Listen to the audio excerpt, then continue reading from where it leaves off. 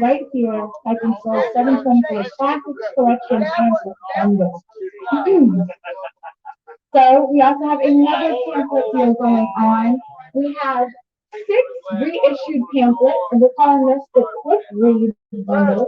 Quick reads because they're short, small, short pamphlets and powerful. So we have different topics, and this is African internationalism being expressed on all of these pressing questions. These presentations were made by Chairman Amalia Shatella. We have the new period of time for party building, me and the African People's Socialist Party, a personal testimony by Alvarito Donaldson, who is a member of the African People's Socialist Party. We have Black community control of the police, Black power and Black community men. Sorry. And this is a presentation made by Chairman Amalia Shatella, and we expound on understanding what do we mean by Black community control of the police? What does that look like? And the chairman defines that in this pamphlet, and you will be able to define it after you read it. Then we have Obama, the election, and the struggle for justice, peace, better life, and Black power. Talks about the presidency of Obama, but contextualizes that under neo-colonialism, white power in Black states. So really important struggle here. Third, revolutionary African national democratic struggle and African working class response to the Barack Obama candidacy. These things are still relevant today, still important for us to understand today because we see these changes coming out in front of us now more than ever. And then we have the ballot and the bullet, which talks about the use of the electoral arena as a part of the not to be all over. So all of these pamphlets here, this whole collection, this quick read bundle is $14. All of these pamphlets can be yours for just $14. This is a $19 value, and we're offering this for $14. So get all six of these pamphlets. Type in sold 721. Type in sold 721 to claim all six of these pamphlets from our quick read pamphlet selection. And another amazing deal, guys. This is a deal. So we have a book bundle, this essential read book bundle. So the introduction to African internationalism, the understanding of the African People's Socialist Party, the basis for our existence is in this essential read collection. It comes with One Africa, One Nation, edited by Chairman Amalia Shatella, An Uneasy Equilibrium, authored by Chairman Amalia Shatella, and his most latest book, Vanguard, The Advanced Tactics of the African Revolution, again authored by Chairman Amalia Shatella. These three books, what's usually valued at $60 altogether, $80 altogether, we are offering $60 for all three of these books. So $80 value, you get all three of these books for just $60. So type in sold 810, sold 810. You can find these books individually at burningstoremarketplace.com. But this bundle, this essential read bundle, is only $60. $80 value for $60. Type in sold 810. Sold 810 to claim this book bundle. So, just to recap on some of the things that we talked about that we offered today. Oh, I forgot also this cover.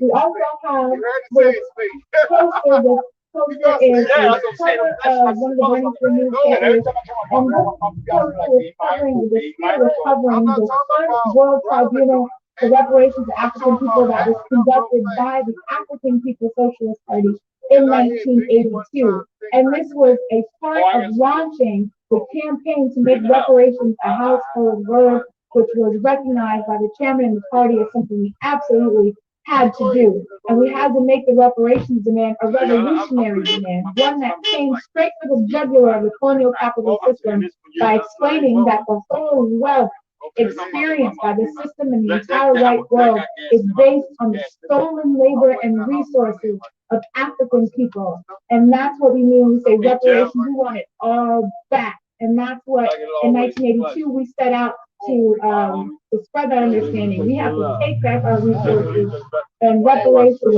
has to be the turning over all the stolen resources back to Africa for our own benefit. So this poster, I'm looking for it right now, guys. You guys can find this at BurningForMarketplace.com. Type in sold 401.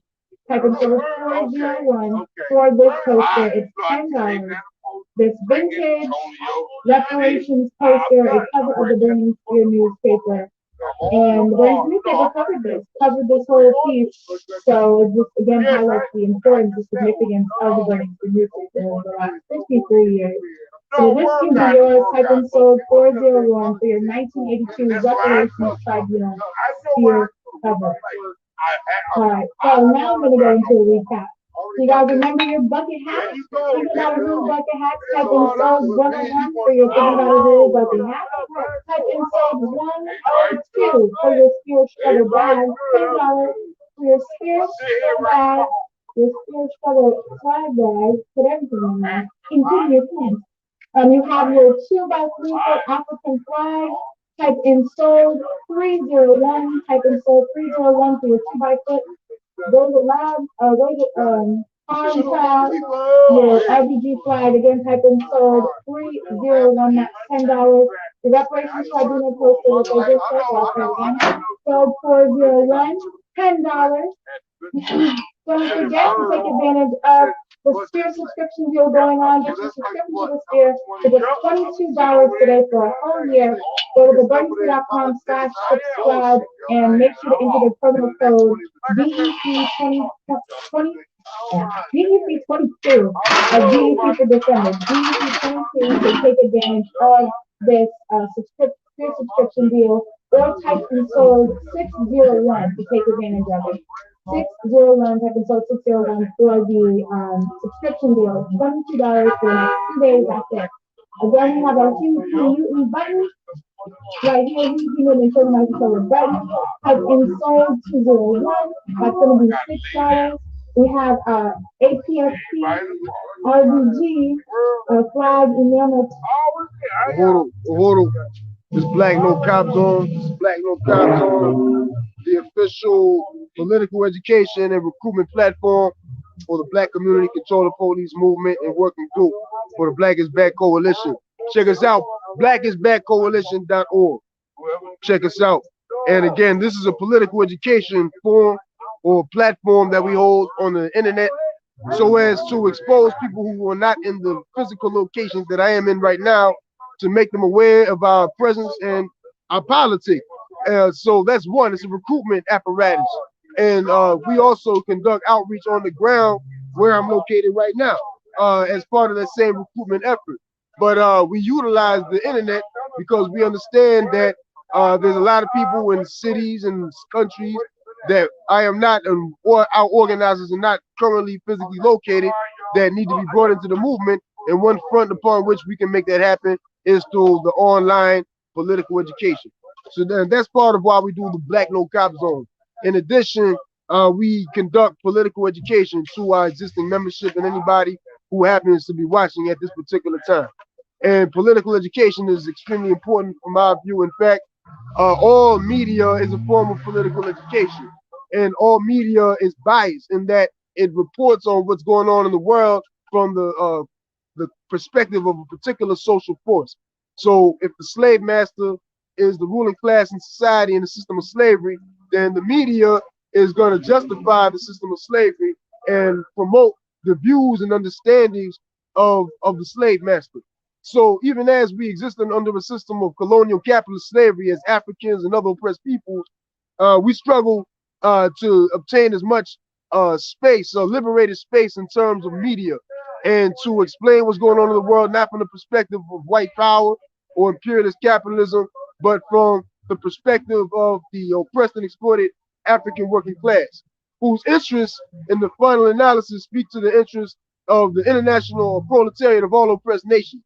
And we're going to talk more about what that means exactly in future episodes. But the reality is that the capitalist, so-called capitalist exploitation that oppressed workers experience in any part of the world, whether it be China, India, etc., this capitalist exploitation would not occur if it were not for that particular nation's petty bourgeois or aspiring capitalist class entering into an exploitative and essentially colonial relationship with Africa in terms of extracting Africa's resources. So all economic activity relies upon the wealth of Africa. However, how that wealth is distributed should be along anti-colonial principles in terms of the ability for Africa to deal with who they want, how we want to deal with, as opposed to who a foreign power says we have to deal with in terms of how our resources are traded and utilized, but also in terms of how the demand for such a transformation in our relationship to the international economy would have with the righteous struggle of the oppressed, of the workers of oppressed nations to struggle for control of the means of production and for control of their labor where they at, right, where they are located. So we believe that the question of the liberation of Africa is central to the question of liberation of workers of oppressed nations around the world. So, and we try to do political education that speaks to both of these questions. In terms, but today we're going to be dealing with, and we were going to, and I say that all to say that we want to sum up China, right? We want to sum up the relationship that that China has to Africa, and the relationship that the Chinese with petty bourgeois communist party has to the masses of the proletariat of China itself. You know, we want to talk about that, but right now we have to talk about this trial that just transpired and the sentence or the conviction of Kim Potter, the white woman cop who shot our brother Daunte Wright last year and was just convicted of involuntary manslaughter for doing so. So we want to talk about that. And you know, we have a poster that reflects what our promotional material about this issue. I want y'all to see this real quick. The poster, it says the theme of this whole session is no tears for white power. It says no tears for white power, and it shows a picture of Kim Potter crying on the witness stand like a baby, as many of y'all probably saw on the internet. And we say no tears for white power. And what we mean by that, I want to say this off the rip. What we mean by that is that the U.S. colonial state in the form of the court system cannot act like they all of a sudden miraculously started caring whether or not black people getting shot by the police, right? So because this entire trial is organized by the U.S. government in response to what they know to be imminent consequences for letting Kim Potter get away with murdering Daunte Wright, based on all of the conditions. We know that that's the only reason why the U.S. government organized this trial for Kim Potter in the first place. Because the reality is, we have to say this from the beginning.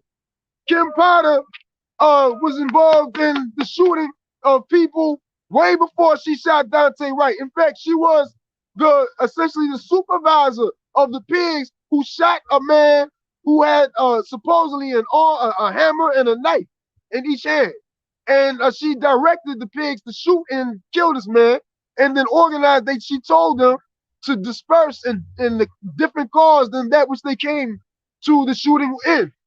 So, you know, she coordinated a clear type of murder or execution of this man. And there was never, ever any discussion about it at all in the media, much less in the colonial court system. So, you know, so it's clear based on that. And, you know, we talk about George Floyd, right? Who was killed by the pig, Derek Chauvin, who had 17 charges filed against him prior to him choking George Floyd on the concrete. 17 complaints filed against him, and 5 of which I believe, you know, actually were led by the prosecution office itself. The DA said there's enough evidence to file, you know, some type of disciplinary motion against this guy, right? So all that happened before George Floyd got killed. But there was never any consequence to Derek Chauvin or to Kim Potter for their involvement in these brothers' killing. And the same thing can be said about most Africans getting killed by the police in this country right now. Because the only reason why we even having this particular discussion about Kim Potter and Daunte Wright is that it was viral. It went viral, right? It was the camera, it was, you know what I mean? It went viral. So everybody knows about it. But the reality is that according to Malcolm X grassroots movement that coordinated a study on this question, 2 black people get killed by the police every single day in the United States. So it's not as though there's something unique or special about what happened to George Floyd or Daunte Wright, right? But again, the only reason why they are holding a trial for Derek Chauvin and Daunte Wright is because they know that if they do not, in the face of the fact that all the people that seen the situation, there's no way they can hide it, you know what I'm saying, get away with it the way they normally would if there was no cameras around. So they had to have a trial to make it appear that, you know what I mean, to make the appearance that we are in a democracy. And we're going to talk about this question of democracy. Because as the chairman says, democracy is a form of the state. The ones who have quote unquote rights, the ones who have the right to vote, and the ones who have supposed legal rights, etc., is the ones who control the state and use the state as a means to facilitate democratic rights among themselves. But when it comes to oppressed people, Africans and whatnot, there are no rights, which is, and we're going to build this real scientific argument that connects all of this, citing Pennsylvania law. And in Minnesota, the same law exists where not only do these pigs, nobody says anything as if to say that if somebody did say something that there might be some kind of legal consequences against the pig, but the reality is that it is written into Pennsylvania law, Minnesota law, and most likely all of the United States statewide laws give the police the right to use lethal force if it is as part of the process of, I'm gonna read out what it actually said. They can shoot you if you running out the bank with some money. They can shoot you according to the law. You know what I'm saying? Where it's, you know, that, because that's what it comes down to. They can shoot you over property. You know what I mean? And but you know, and that's a deeper question that we'll get into. But saying such force is necessary to prevent the arrest from being defeated by resistance or escape, and the person to be arrested has committed or attempted a forcible felony, or is attempting to escape and possesses a deadly weapon, or otherwise indicates that he will endanger human life or inflict serious bodily injury unless arrested without delay. So they're saying if those circumstances or those conditions are present, then the police have a legal right. They are authorized to use lethal force against somebody who supposedly is in the act of committing a felony, a forcible felony. However, the U.S. government constitution also says that one is not guilty or until proven so in a court of law, in a trial. So it is not, according to the U.S. constitutional law, it is not up to the police to determine if you are in the process of committing a felony or not. That's what the trial is for. So this is a contradiction within their own law. And there's no way that they can argue it's a contradiction. But the reality is what this contradiction reveals is the dictatorial nature of the so-called U.S. democracy, which really is not a democracy for black people, which is why we don't have a right to live, right? If unless you know what I mean, like unless you don't have a problem with just being black and at any given day being the suspect of some type of felony being committed, right? Which is purely subjective, but it's not subjective. They know what they're doing, but they just hope that you don't figure it out and realize that there is no democracy for black people in this country. We live under colonial domination, and the way this law is constructed is evidence of that. But so that's important to say, that the only reason why they holding this particular trial for Kim Potter is because you've seen it. And they know if you just if you let her go, then you're gonna tear shit up. So, but the reality is that for every Kim Potter, there's at least 100 more pigs out here that have the same history that she had prior to shooting Daunte Wright. But you don't know who they are because there's no organization that has the ability to demand such information. And not to say that our demand for the withdrawal of the police from our oppressed communities ends with the demand for the pigs that have this history of violating the rights of the people. Not to say that's the limit of our demand, but it is part of the overall struggle to achieve Black community control of the police and the ability, the power to determine who gets to hold a gun in the Black community. So to build the organization that responds to these contradictions in the form of demanding the existence of an independent, democratically elected security force. You talk about the economics and shit. Well, how much money the city spent on the police? $1.1 or $5 billion in the city of Philadelphia. Look it up for your own city in terms of how much money goes towards police containment of the community. Those resources are the people's resources, and they should be going or be used in a way that's dictated by the community and the organization that it articulates the demands of the people, the demands that the people have in terms of how our own resources are used. That is what Black community control of police is. So that's where we're trying to take the thing. But it's important that we also speak to this Kim Potter situation because it helps to expose a number of things and help us sum up a number of things that need to be understood. One of which is bourgeois feminist opportunism, which not only resulted in the ability for white women to become equals, so to speak, with white men and their right to become pigs that murder Africans in the streets of Minneapolis and Brooklyn Park, right? But also it even allowed certain types of similar gains for sectors of the Black petty bourgeoisie or Black police chiefs and whatnot, who are also female, who benefit from the same politic that that comes at the expense. That politic, that demand for equality in a system that attacks Black people, that comes at the expense of the African working class. And we out here to organize the workers because we socialists. And we believe that there's no excuse for hunger, poverty, homelessness to exist when all of those resources do exist that would solve the problem do exist, but they are in control of a social force that does not work and does not produce value, but only controls the police, the state, and uses the state to stand between the oppressed and exploited workers and those resources. In the broader scheme of things, that's what we are opposed to, and this is why we socialists. But anyway, so I wanted to say those things off the rip, and also to because again, coming back to the image on the poster. Now, we speaking to the question, like, Kim Potter is the state, literally in this picture, as she's crying. That's the exact same situation that the colonial state was in that moment.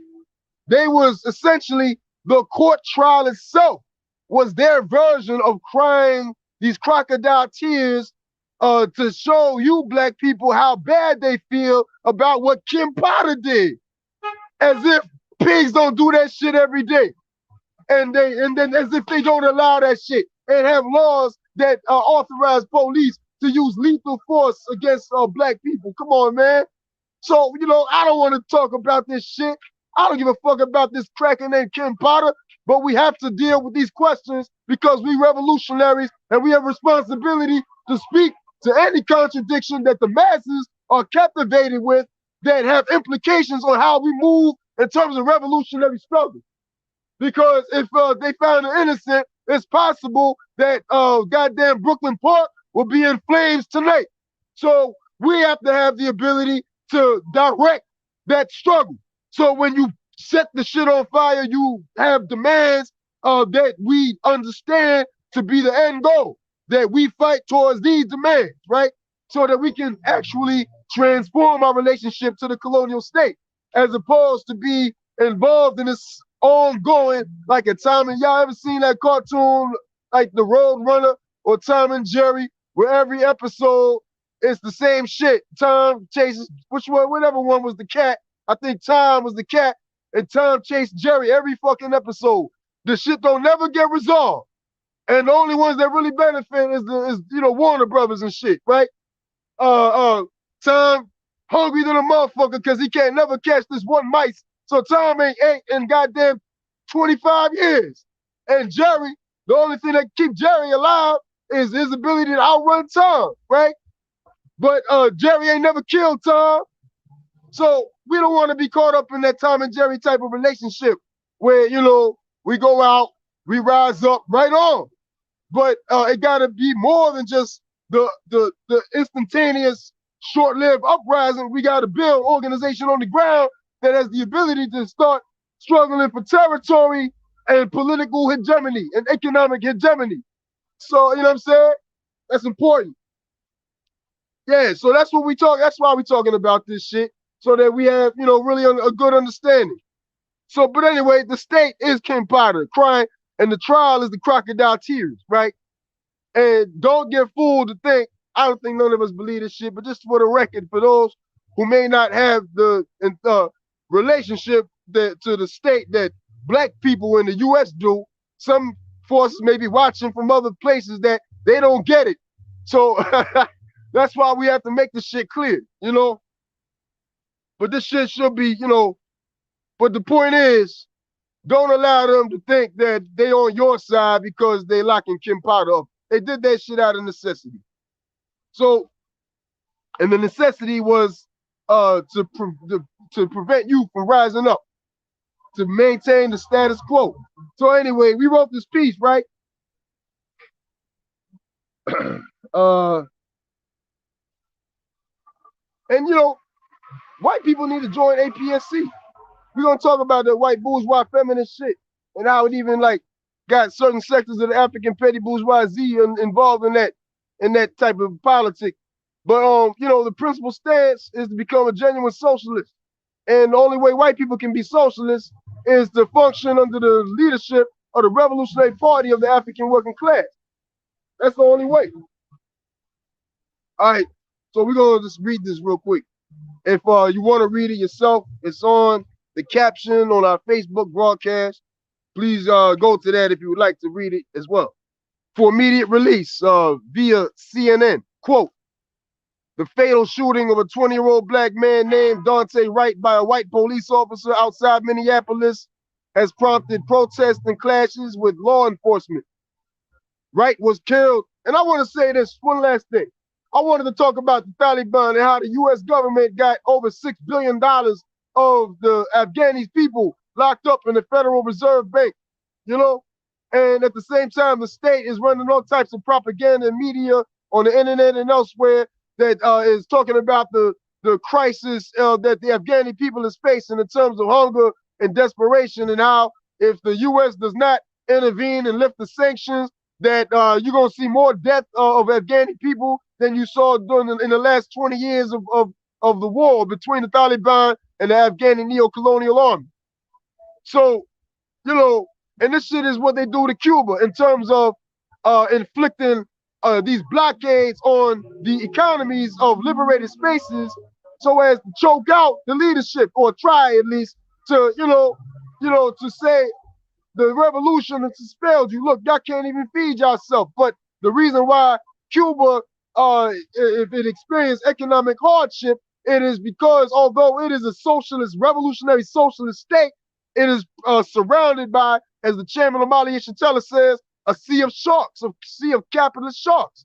Because the U.S. doesn't just blockade economic relationships with Cuba itself, but it compels other forces because the U.S. runs the world economy. So if the U.S. blockades you, you might as well hang it up, basically.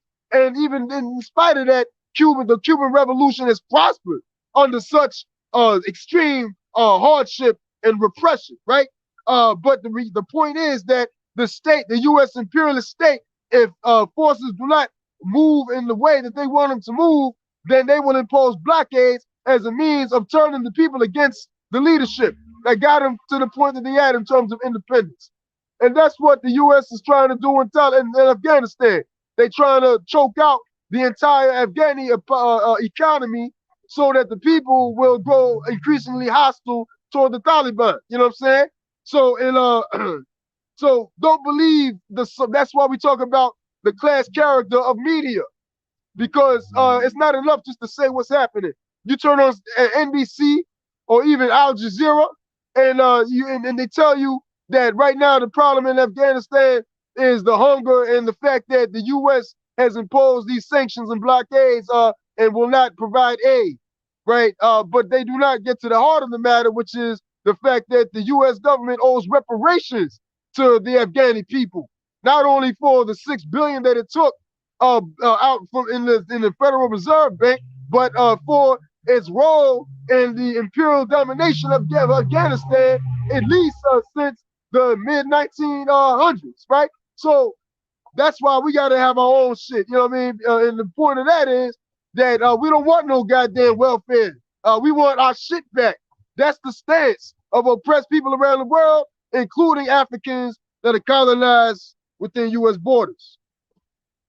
So we gonna, you know what I'm saying? I wanted to talk about that, but we gotta talk about this fake ass trial, because that's, you know, what the type time people that be talking about police shit, they talking about this. So we gotta make sure that our stance and our summation on this whole question is clear before we move on to greater questions in terms of how we're gonna liberate all the oppressed people. Via CNN, the fatal shooting of a 20-year-old black man named Daunte Wright was by a white police officer outside Minneapolis has prompted protests and clashes with law enforcement. Wright was killed by Officer Kim Potter. And I want to salute our comrade,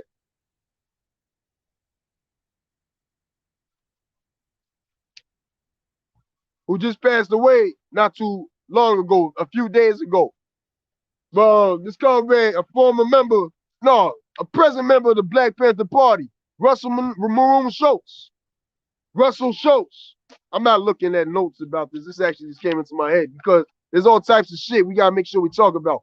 And you know, this ain't no religious process right here as far as rest in peace type shit. But what we do when we raise up revolutionary our martyrs and shit, we also talk about, we politicize the question of why they are important enough to say, you know, to recognize their death, you know, because Africans dying right now all the time. But there are some among us who are, you know, among the advanced detachment of our nation, who, what I mean by that, who assume conscious responsibility for, you know, waging a struggle to overturn our oppression. And, you know, Russell Schultz was part of the last genuine revolutionary movement that occurred within this country in the form of the Black Power Revolution of the 1960s, which has been summed up in terms of the period of the 60s by the most important force, our leader, Chairman Omali Yeshitela. But it would be an error to not recognize Russell Maroon Schultz, because he was a bad force. You know what I mean? You know, not only was he part of the Panther Party, but he kept on fighting. In fact, he escaped from prison like 2 times, I believe, you know? And that's part of the reason why they gave him the name Maroon. And, you know, we have not completed the revolution, but that's what he clearly was about, you know? Because he went in there around the question of armed struggle. And, you know, even after being behind enemy lines, he organized in there and he escaped. So this was a real fighter and somebody whose stance is worthy of emulation and certainly recognition. And it speaks to the greater question of all the black political prisoners who are still locked up, who are being deprived of medical attention that we would define as genuine medical attention, right? Africans, Mumia just had a situation, right? And is only holding on based on a quote that I saw just recently through his, you know, working out, doing his reps and whatnot. And he is convinced that it is that, you know, regime that has kept him alive this far. So these are the conditions that our political prisoners are facing right now. And we have a responsibility to organize the people around the demand for their immediate release.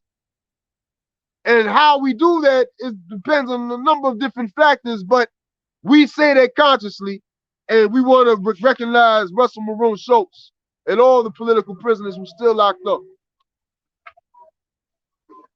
Wright was killed by Officer Kim Potter during a routine traffic stop in the Minneapolis suburb of Brooklyn Center, Minnesota, according to police.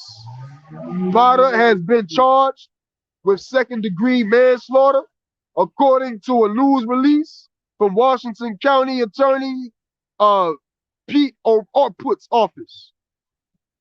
The shooter and the demonstrations occurred about 10 miles from the Minneapolis courtroom where former officer Derek Chauvin is on trial in the death of George Floyd last year. The killing Sunday was at least the third high-profile death of a black man during a police encounter in the Minneapolis area in the past 5 years. After the shooting of Philando Castile in Falcon Heights in 2016 and the death of George Floyd in Minneapolis last May, unquote. Due to the frequency of similar struggles in the this is us talking, due to the frequency of similar struggles in the Minneapolis area and around the world, there is great potential for mass response from Africans and our allies. However, the nature of such response is of critical importance, as the class enemies and national oppressors of the African working class is in constant motion to lead black struggle into the safe embrace of imperialist white power itself. When we say safe embrace, we're being sarcastic, but what they would call the safe embrace, basically to make sure that you do not achieve revolutionary conclusions. They're trying to keep you tied to city council and these liberal Negroes that do not stand for revolution.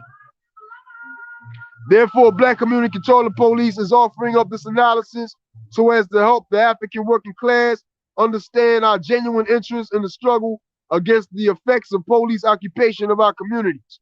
Simply put, we cannot allow for our people to believe that the fact that Daunte's killer is on trial means that the decisions made by the U.S. courts is based on what is in the material interest of African people. On the contrary, we are clear that the U.S. government, the #1 predator of black people and black freedom fighters, is unable to give black people justice as we would define it. In fact, Daunte's death is a consequence of the existence of the U.S. colonial state.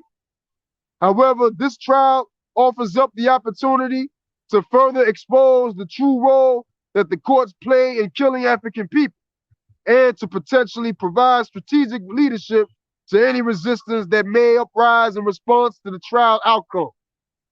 In an article on CNN.com, the testimony provided by a so-called, and this was written prior to today where they announced that they convicted Pig Potter. So some things in here is going to be a little bit redundant, but they're still important to know. So in an article on CNN.com, the testimony provided by a so-called expert witness suggests that Potter used excessive force when she shot Daunte. Seth Stoughton, a University of South Carolina School of Law associate professor, testifying for the state at Potter's manslaughter trial on Wednesday, called her actions, quote, excessive and inappropriate, unquote.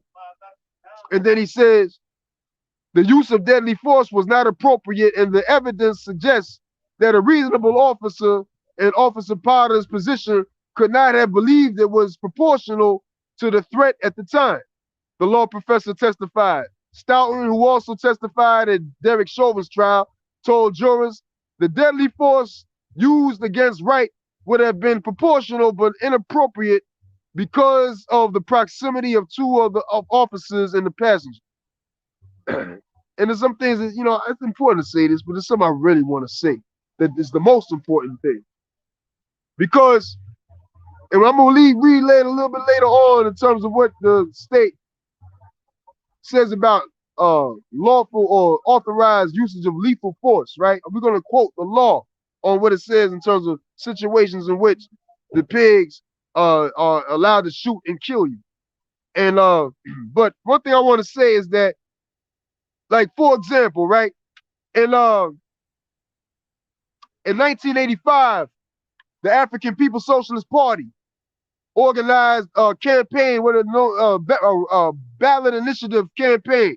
A ballot initiative is when you write a law and then get enough signatures on your petition to have that law actually be placed on the ballot for a general election among the population. And if you win the election, then that law that you wrote becomes the actual law. The party in 1985 wrote a law known as Measure O, and it was a housing initiative law. And the law stated essentially that the city of Oakland, California, which is where they was waging the struggle, should be divided into, I think it was 12 different sections, right? And those sections would be defined by socioeconomic factors in terms of average income. You got rich areas, you got poor areas, etc., right? So this should be the basis for determining how much rent a landlord is allowed to charge tenants. It should be reflective or responsive to the actual economic capacity of the people that live in such area. And they said that in the law, they said that 25% that the rent, should this law be passed, that the rent in any section should not exceed 25% of the average income, household income in that section. So let's say your household makes $1,000. Then that means, and I think it was 25%, it might be 20, I'm not sure, but either one. But if the average income in a particular section of the city is $1,000, then that means that the rent should not be more than $250, right? So that was the basic premise of the law. And the party got very close to actually achieving that struggle, and only lost the votes that were held around the question based on serious counterinsurgent intervention from the ruling class itself, in terms of mobilizing all of its money. It spent at least 6 figures on a propaganda campaign to deceive the people and to obscure, to lie about what Measure O was all about. So in the end, the ruling class ended up winning the election, but by a very, very small margin. And so in a situation like that, right, laws passed, but whether we vote to vote or not, right, whether we want to vote or not, it's not as though that's a fucked up law. And if we was to tell everybody in those same areas, look, y'all, this is what we came up with. The goddamn average income in this neighborhood is only $1,000 a damn month. So ain't nobody paying more than $250 a month for their rent. And so if we say that that's how it's gonna be, whether they pass Measure O or not, then the critical question of the state, that's where the shit comes in, right? So now the ruling class, the landlords, after getting $250, for the last 3 months, they like, y'all niggas out your damn mind. Probably after the first month, right? They gonna call the police to get these niggas out of here. They owe me X amount of money. Get them out of here. They're gonna send the police to do that, right? So now you have a situation politically where the same Africans that just voted for Measure O to be passed are now confronted with the question, well, what are we gonna do when the pigs come? So now potentially that conflict could reach to become an armed conflict, in terms of, all right, well, the pigs say you gotta go. We say that we stand. We stand. We not going, right? And so at a certain point, the state, if it is true to its fundamental responsibility, which is to abide by the law that was written by the landlord, and the landlord say, if you don't pay rent, then your ass can't live here. So the police will be obligated to get you out of that place by force, right? And sometimes they don't even get to that point. Look at what they did in Move, right? They use other means of facilitating, and that's a whole other question. But the point is that in a situation like that, based on the law, if you shoot back and the police shoot at you, then the police will be justified in doing so, based on what the law says, right?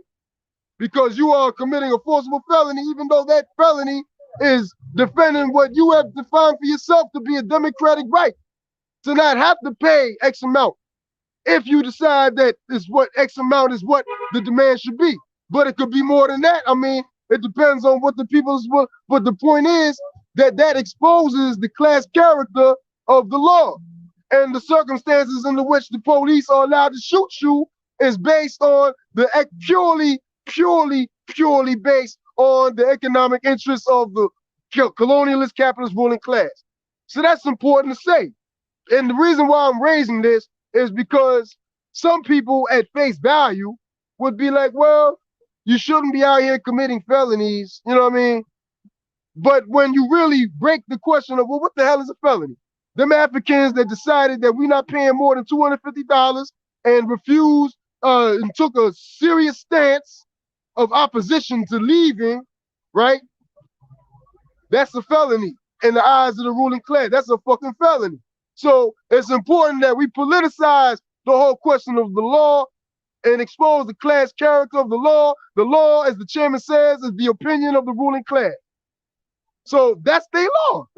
You don't agree with it, you know? So, but we're saying this shit to really expose the fact that the courts don't give a damn about you living, you know, and you know, stopping cops from killing you, because they have the police, they send the police into your community every day with exactly that objective. If you become too disruptive to the social system or the economic interests, such as in the hypothetical case, but extremely realistic case of the housing struggle. Real shit. And that's why we say all roads lead to black community control of the police. So anyway, so I'm gonna go back to where we was at. So that's what, so this legal expert, he testified against Kim Potter, right? He said that she was out of pocket and that she was not authorized to use excessive force in this situation. But again, we just destroyed that shit because his testimony, this whole trial, has been nothing but a fucking piece of propaganda for white power to justify itself. And so now they're gonna save you. They're gonna get the big bad Kim Potter, the Becky that you all hate, and all this, that, and the third. The state will try to make it seem as though they're on your side, right? In fact, they'll give you a Negro police chief at the same time, seriously. And you know, that's a whole nother zone. But that's why we have to understand the question of the state and the psychological tactics that they will use to maintain the status quo and to disarm you and to distract you. You see what I'm saying? Because at the end of the day, I use this photo on purpose. The picture of Kim Potter crying and shit. You know what I'm saying? And everybody knows, including the state, the US government knows that don't nobody buy that shit. Ain't nobody believe in her. And they know how you feel about Becky. They know. So if all it takes is to make it look like, yeah, they'll throw Becky under the bus, hell yeah, to make it look like they with you and shit. Come on, y'all. But and they'll give you a goddamn, what's her name? Danielle Outlaw. And you know, a Negro a woman police chief that look like she could have grew up with you and shit. They'll do all that shit to obscure, to undermine our ability to be heard and to put forth shit that really gonna change the conditions in the community. They'll do all that shit. And they'll even goddamn recruit forces from the petty bourgeoisie itself among the black community to co-stamp that shit in some form or another. I'm not lying to you. For real. All right. So this is why all roads lead to BCCP. Because even what I'm saying, it don't matter. It don't matter, man. If you don't join the shit, if you don't goddamn build the shit, I'm just talking. We got it. This shit doesn't matter at all if it doesn't end with, all right, this how we moving. We gonna bring back Measure O, run the goddamn BCCP ballot initiative where we can, et cetera, et cetera. It don't matter. It really don't. In fact, it just gives the pigs more ideas and shit. Like, They're gonna come up with a carbon copy before you come to your fucking senses. I'm serious. All right, y'all.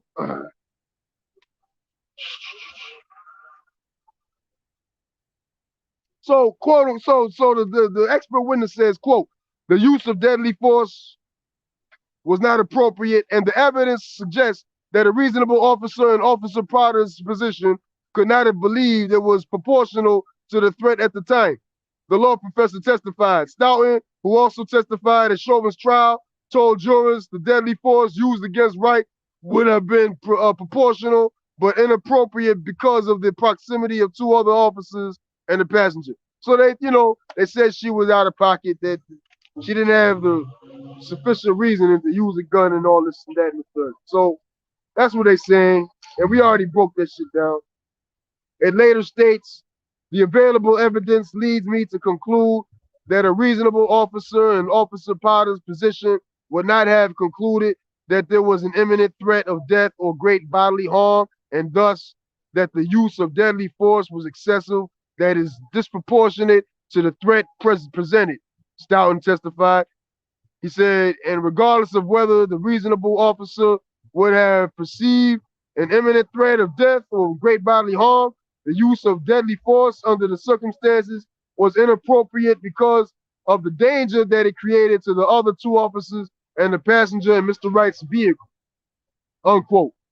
But what CNN, this is us talking, what CNN does not report, and what must be more clearly understood than the circumstances that surrounded Daunte's murder, is that colonial law does give the police the right to use excessive force under the right political circumstances.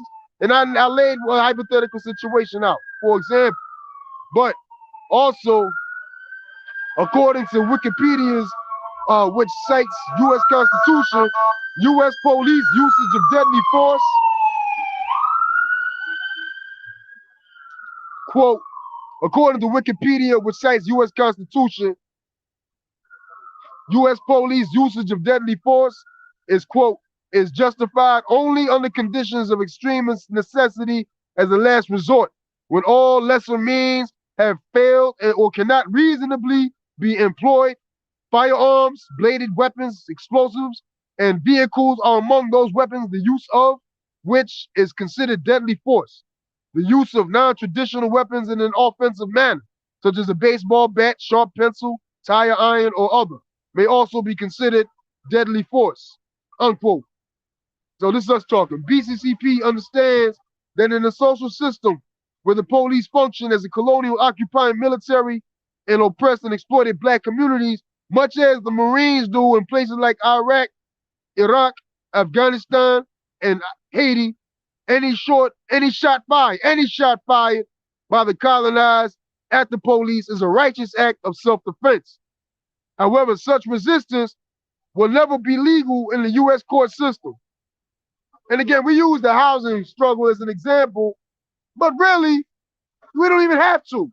Because the reality is that the U.S. government, the only reason why they're here in the first place, muerte a la migra. The only reason why they're here in the first place, the only reason why the U.S. government exists is because of genocide, right? They murdered all the so-called Indians, the indigenous people of North America. They killed them off and they set up their own economy. So why in the hell would there not be warfare around that question right now? You know what I mean? And if the indigenous people shot a cop in the name of national liberation of their land is being occupied by the same state apparatus that cop that they shot is a part of, why would we have a problem with that? How could the U.S. government even justify its goddamn condemnation of such an act? How could it call itself democratic when they sitting on stolen land? Come on now. Like, at what point did this become y'all shit? Like, when, how? For real. Like, these are real questions. And that tears the shit off in terms of like the legitimacy of the goddamn of armed struggle for national liberation being waged by forces like Taliban and the indigenous people, the Mexican people, the so-called, the indigenous people here, to get these forces out of their land. Like, they have a right to do that. They have a right. And we exposing that shit. So anyway, it's justified only yeah. So the U.S. colonial state has the primary responsibility of maintaining the status quo or peace on the plantation, must maintain a monopoly of violence. Such tactics as stop and frisk are designed to take guns away from black workers. On the converse, the police not only carry guns, but by self-legalization, meaning they legalize their own right to carry. They say you can't have a gun, but they give themselves the right to have a gun because they got the gun, right? Such tactics as stop and frisk are designed to take guns away from black workers. On the converse, the police not only carry guns by self-legalization, but use lethal violence legally. And that's why we speak to the Pennsylvania law, y'all. And justice for David Jones, because this whole question came to the forefront based on the police murdering David Jones, who the police say that they were justified by U.S. constitutional or state constitutional law to shoot David Jones because he quote unquote tried to flee, right? So, that's how this whole question in terms of what the law actually says about the police right to kill you. All right, so section 508, Pennsylvania law, section 508, titled Use of Force in Law Enforcement. A, peace officers' use of force in making arrests. Section 1, and notice how they call him a peace officer, right? Because we say the police, the state, maintains the status quo, peace on the plantation. And they clear on that shit. A peace officer or any person whom has summoned or directed to assist him need to retreat or desist from efforts to make a lawful arrest because of resistance or threatened resistance to the arrest. He is justified in the use of any force which he believes to be necessary to effect the arrest, and of any force which he believes to be necessary to defend himself or another from bodily harm while making the arrest. However, he is justified in using deadly force. Notice how they call the pig he all the time, right? And there's a reason why I note that, because we're going to talk about Kim Potter and bourgeois feminism. However, he is justified in using deadly force only when he believes that such force is necessary to prevent death or serious bodily injury to himself or such other person, or, and this is the important part, it's not only about defending his own life, quote unquote, but more importantly, he has the right if the pig is in the act of stopping a quote unquote felony, right? So, or when he believes that, one, such force is necessary to prevent the arrest from being defeated by resistance or escape, and two, the person to be arrested has committed or attempted a forcible felony or is attempting to escape and possesses a deadly weapon or otherwise indicates that he will endanger human life or inflict serious bodily injury unless arrested without delay. So it says right there, like, basically if they are shooting you to stop you from what they believe is you committing a felony, what they define as a felony, which is entirely a political question, as we already discussed. So, like I said, so sections 1 and 2, what we just read in terms of these conditions around stopping a felony, these are entirely subjective and illogical by the line of the state, that one is innocent until proven guilty. How can the pig say that you are guilty of a felony only after you have had a trial on one hand, and then be able to characterize your actions prior to that trial as being a felony on the other hand? Like, how can the pigs be the ones to judge whether or not you're committing a felony if you supposedly are entitled to a trial that determines if you are committing it? That's real shit. But anyway, and you can't put a dead man on trial. But anyway, it goes beyond that, because the law, it contradicts itself, and it does so because at the end of the day, it's simply about maintaining the status quo and giving the police the right to include shooting and killing Africans as part of their arsenal of weaponry and maintaining the status quo. That's all this shit is about. And it speaks to the question of colonialism. So, in the case of David Jones in Philadelphia, underscores this contradiction, like we already said. The imprisonment and forced exile of black revolutionaries, including H. Rap Brown, and execution of H. Rap Brown. Now we say Russell Maroon Schultz, Assata Shakur, Suliata Akoli, Mumia Abu Jamal, and many others, is evidence of the role of the state and judicial system in maintaining the colonialist capitalist system, and the primary reason why police are authorized to use lethal force against the people. In fact, when enslaved African Nat Turner and many of his comrades waged a rebellion against the slave system, killing white slave-owning men and women and children, they were hunted down by the police and ultimately put on trial and convicted of conspiring to rebel and making insurrection. He was then sentenced to death and hung from a tree. Nat Turner was tried and convicted because the law in colonialist capitalist society is the opinion of the colonialist capitalist ruling class, which will obviously outlaw rebellion against the colonialist capitalist system. Potter may be found guilty. This is guilty. This is us talking like before yesterday when she was announced she was guilty. Potter may be found guilty, but if she is, nothing will have changed about the nature of the state. The police will still be authorized to maintain the status quo in colonialist capitalist society through the use of force when necessary. The fact that Potter was only charged with second-degree manslaughter or the reckless, unintentional killing of another person is a clear indication of the U.S. government's bias towards pigs who kill us. How could the murder be unintentional if she pulled her weapon out intentionally? More than that, and you know, that's important because it's not even always a question of guilt or innocence, but it's also a question of sentencing. And you know, within our community, the struggle to free black prisoners always includes the question of sentencing, because not only are Africans stuffed in the prisons, but disproportionately to white people, but also sentenced disproportionately to white people, which is a way of essentially executing African people, right, through jail. So that's not a small question in terms of like how sentencing itself is used as a weapon in itself. And in the case of Potter, you know, they say that all she should be charged with is the unintentional death of Daunte Wright. And that carries something like 15 years, I believe, 15 to life. I looked it up. And she ain't never been in prison no more, et cetera, et cetera. She probably get that 15, you know what I'm saying? Based on their whole sliding scale situation, right? But how in the hell can they say that it was an unintentional killing if she intentionally pulled a gun out, right? And, so, come on now. She's, yeah, so, but, that's also part of the dynamic because it's really not a victory at all, but it's even lesser so for those who think it is.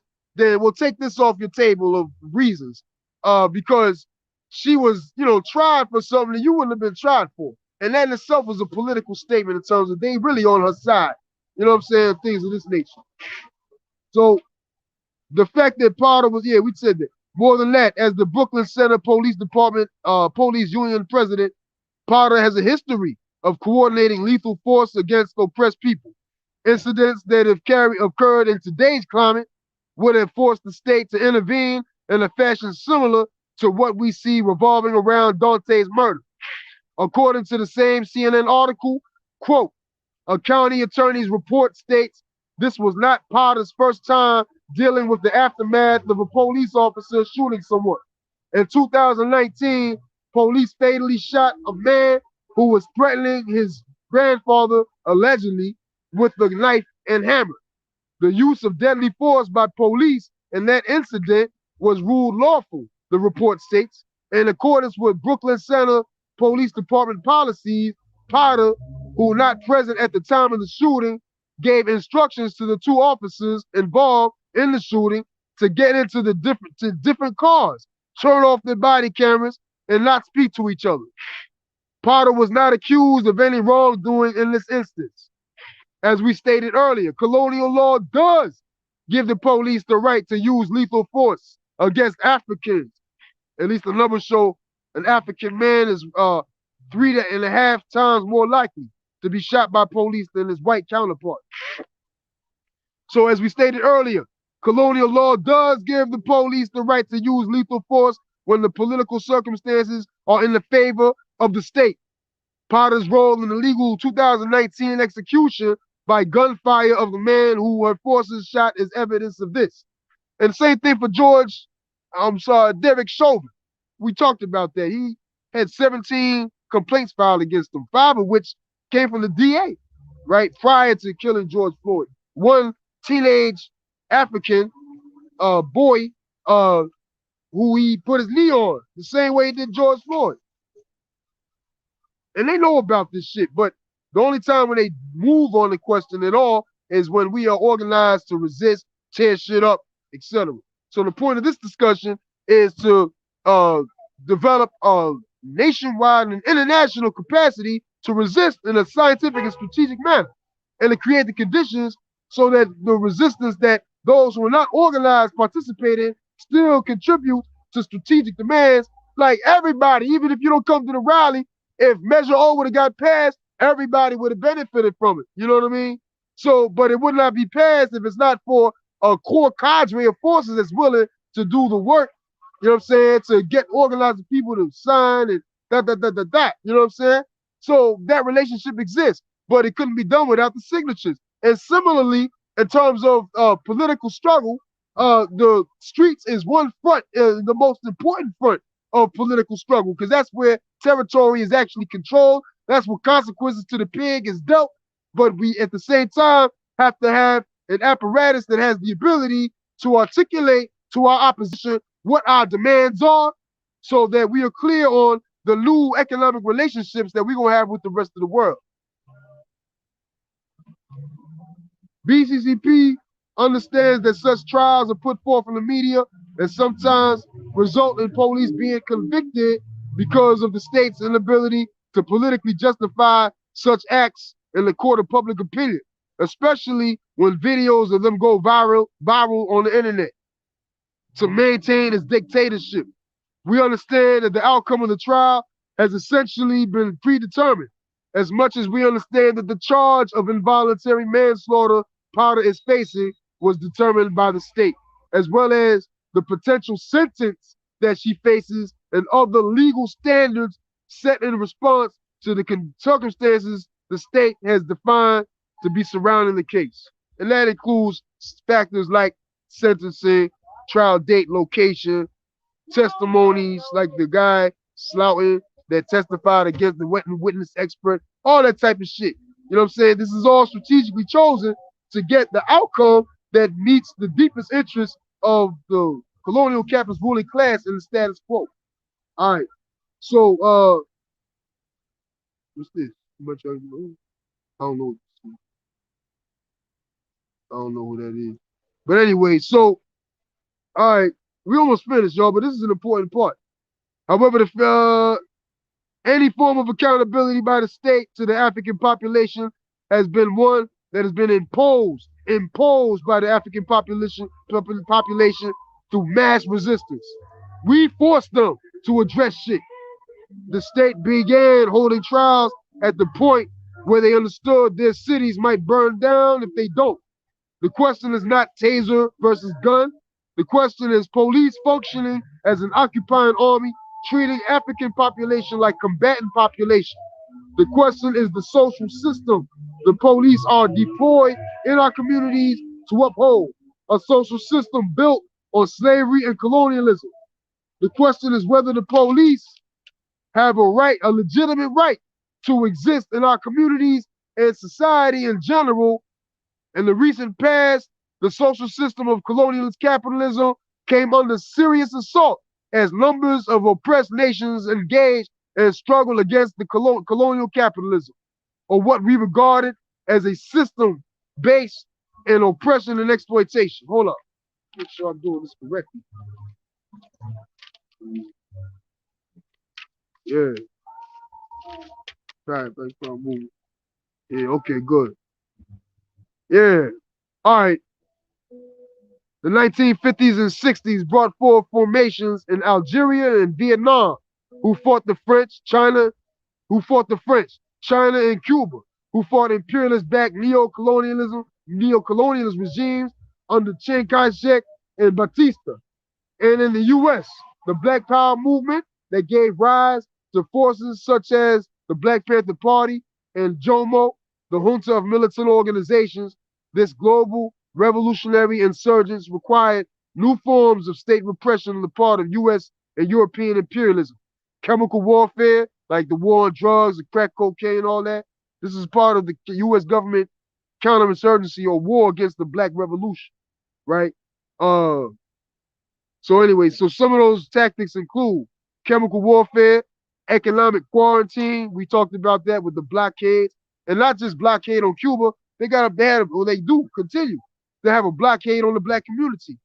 That's why when you in the hood, the conditions transform. Like you could drive in any given city in this country, and when you get into the ghetto, in terms of the conditions transform, and it's like you almost like what they call a third world country, right?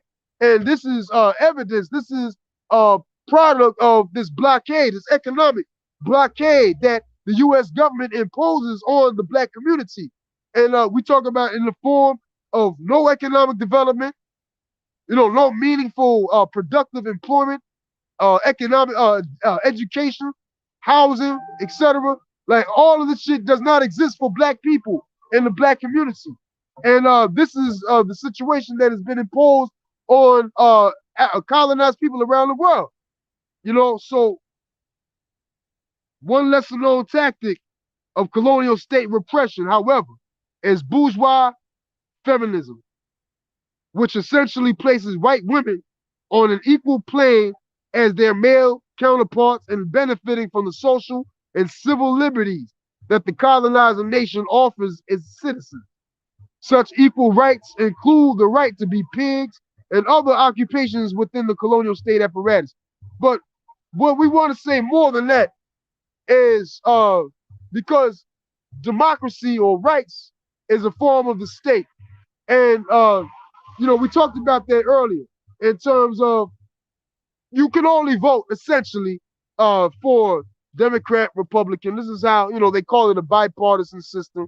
And essentially, the electoral process is nonviolent or a means to which the different sectors of the white ruling class contend with each other over policy and even over control of the state itself, but in a nonviolent way.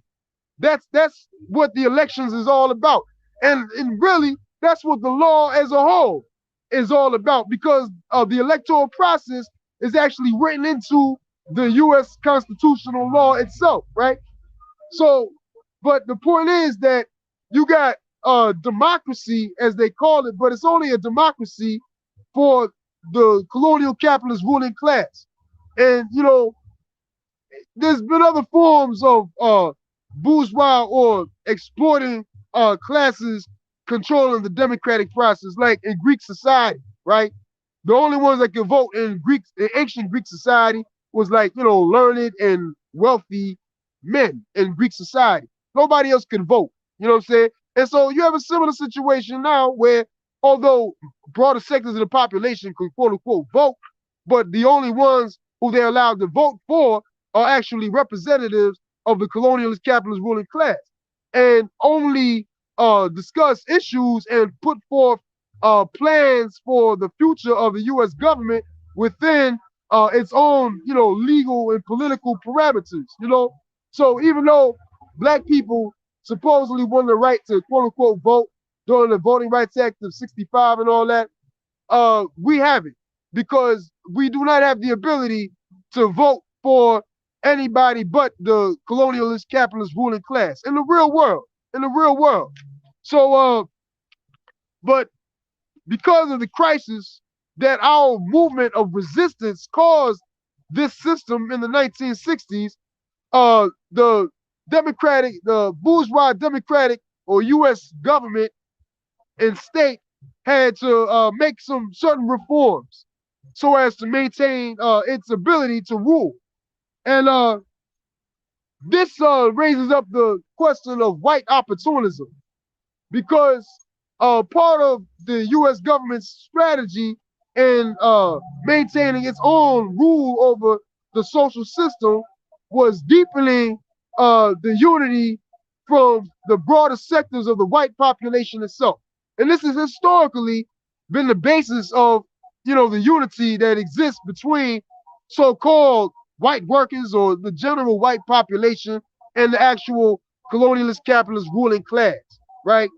It is the shared prosperity that comes at the expense, the expropriation of the value of our labor as Africans and oppressed people and the theft of the wealth of Africa itself, right? So this is why white people could never be revolutionaries, because in the final analysis, they have a material interest in the preservation of the colonialist capitalist system, even as there are sectors of the white population that experience forms of certain forms of oppression and exploitation at the hands of the bourgeoisie itself. Because there was a time when white women couldn't vote in the US. And that's an actual fact. They had to organize a movement. White women had to organize a movement to obtain the right to vote. But even as they organized such movement, it wasn't like they was voting for the right, fighting for the right to vote for the end of the colonialist system. It was the right to vote was a demand for broader rights be afforded to white women to become equal benefactors and participants of the system of the colonialist capitalist oppression and exploitation of African people and oppressed people. That's what the basis for white women demanding the right to vote was all about, And so, the right to work, et cetera, all of that. But particularly, what we want to talk about is how, and evidence of that is in the ability for white women to become pigs. And there's been like real movements and demands from sectors of the bourgeois feminist movement that have openly demanded that women be allowed to join the US military so they too can go to Afghanistan and commit genocide against the Afghani people. And there was a movement that resulted in white women's ability to become cops. So we want to talk about that real quick. Quote, in 1972, Title VII of the Civil Rights Act was implemented, outlawing gender discrimination in public agencies. Well, what we want to say first, one lesser known tactic of colonial state repression, however, is bourgeois feminism, which essentially places white women on an equal plane as their male counterparts in benefiting from the social and civil liberties that the colonizing nation offers its citizens. Such equal rights include the right to be pigs and other occupations within the colonial state apparatus. Quote, in 1972, Title VII of the Civil Rights Act was implemented, outlawing gender discrimination in public agencies, including police departments, and further expanding opportunities for women in law enforcement, unquote, according to policeone.com. 1972 was also the founding year of the African People's Socialist Party, an event that marked the regrouping of the revolutionary Black Power movement that had been militarily crushed by the US government in the late 60s, early 70s, and which resulted in the implementation of various counterinsurgent tactics to unite the white population and the black petty bourgeoisie against the African working class. This is the only reason why I'm raising this shit, because at the end of the day, this is not a contest of ideas just to show how much smarter Diop is than you are and to defeat bourgeois feminism in all of its forms just so that we can wear the championship belt of the ideologues and shit like that. This is not that. What this is all is a struggle for black community control of the police to be the fundamental work of any organization that claims to be committed to the struggle against the effects of police occupation of our community. We cannot not build black community control of the police if we are genuinely interested in the struggle against what the state does to our people, whether it be around healthcare, housing, the CPS kidnapping black babies, or any other question that requires the police to do. So that's basically what we're trying to say. And for white people, for white women who have a history of selling out the black community, so that it again can be offered greater shares of the stolen loot from Africa and African people, white women have a responsibility to join the African People's Solidarity Committee, which is the organization of white people that functions under the principal leadership of the Revolutionary Party of the African Working Class, the African People's Socialist Party. It's not simply a matter of saying that bourgeois feminism is bad. It's a struggle for the masses of white people, as well as most importantly, African people, to come into the ranks of revolutionary organization so as to overturn the fundamental contradiction, which is the colonial oppression and domination of the African community that the police is central to enforcing. That's the real shit. And like, I want somebody to give me a good reason why they not doing that shit. You know what I mean? And carrying out what we saying to be carried out right now. I want to hear what one's response to that struggle would be. And in the final analysis, in my view, if you can't unite with that shit, then you just as bad as the bourgeois feminists and the goddamn Kim Potter in the final analysis, because like they say, silence is complicity. That's what they say, right? If you ain't saying shit, you're not doing shit, then you might as well be with the ops, right? That's essentially what my stance is. So you gotta get your fucking plan together to advance the struggle for black community control of the police. And we have some starting points that we're gonna conclude this document with. Yeah. Yeah. And I want to say that shit because this is a struggle. It's not a struggle against something. This is a struggle for black power. We're talking about a struggle for black community control of the police. We're not just talking about a struggle against Kim Potter or against the trial or any other, or even against police doing any given thing that they're doing. It's a struggle for control, for power in the hands of the African working class. It is a struggle against the police doing what they do. But you know what I'm saying? It's not, we are not trying to reduce the fundamental goal to one discussion about one trial, because we will be having the same discussion every day based on all the police that's out here killing our people. So this is a struggle for black community control of the police. And in the final, you gotta move on that shit. And if you don't move on these directives, then you are complicit with the oppression and the violence against our people. This is what we say. Yeah. So, and like we said, the question is not trials, the question is power.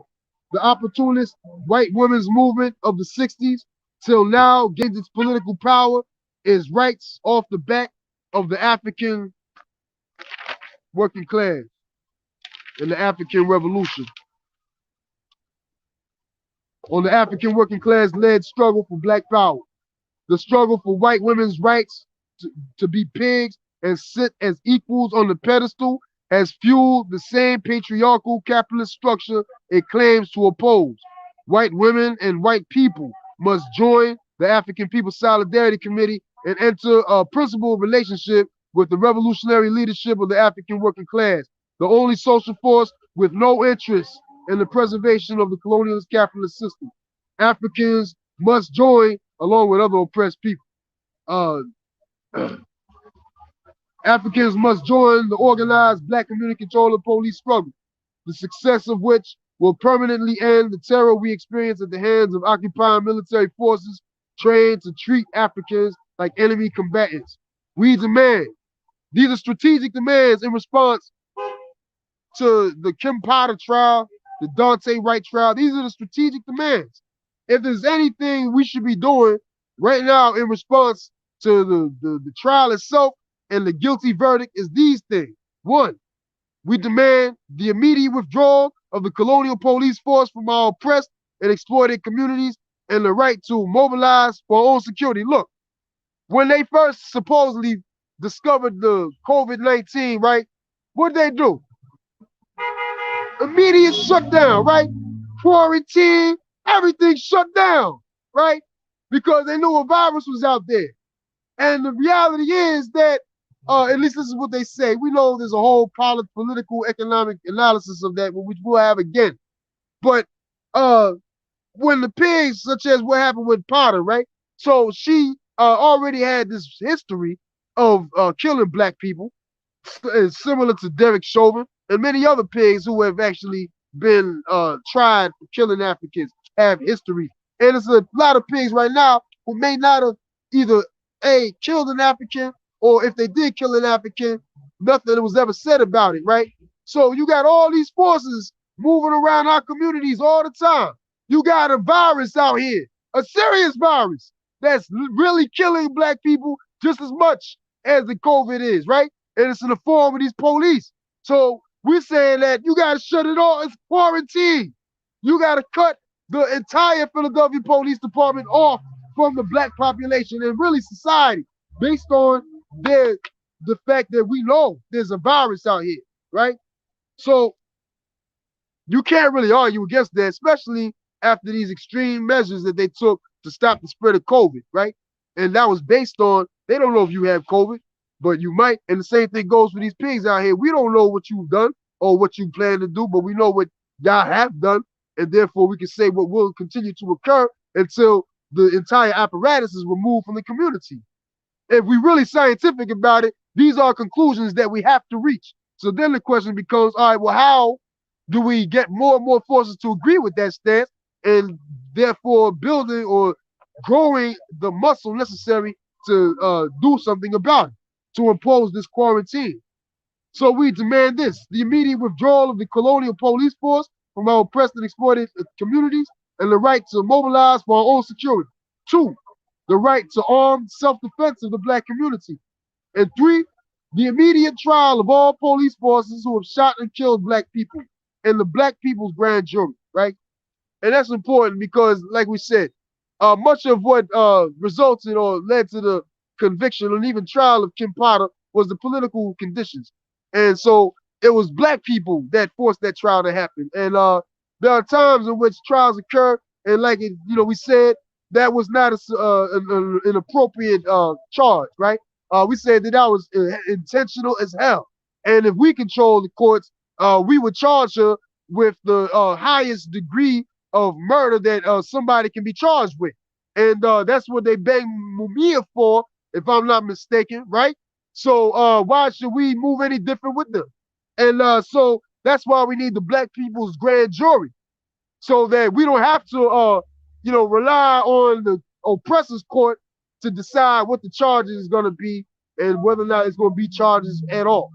So these are our demands, and we have, a strategy, right? If you would like to join, go to blackisbackcoalition.org and, get at us. You can join right there on the website. Uhuru. Next week, we will talk about, we're going to have a new segment. We're going to struggle for this. A new segment of this entire session that we call the gun line. And the gun line is going to be a part of Black No Cop Zone, which essentially is going to be dealing with what some call geopolitical struggles occurring on various parts of the planet, like Russia and Ukraine, such as what we see going on even in the Indian Ocean, where Chinese military is deepening its capacity and presence, and other fronts of the planet, where certain in Afghanistan, where we unite with the demand for self-determination to the Afghani people, and reparations must be paid immediately by the U.S. government to the Afghani people. So these are all questions that we deal with within the gun line section.